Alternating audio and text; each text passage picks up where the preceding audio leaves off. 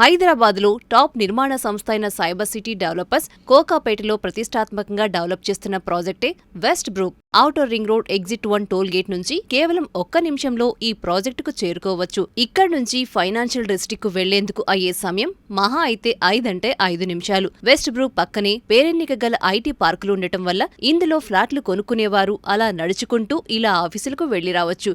అంటే ప్రతిరోజు కార్లు, బైకులను బయటికి తీయనక్కర్లేదు.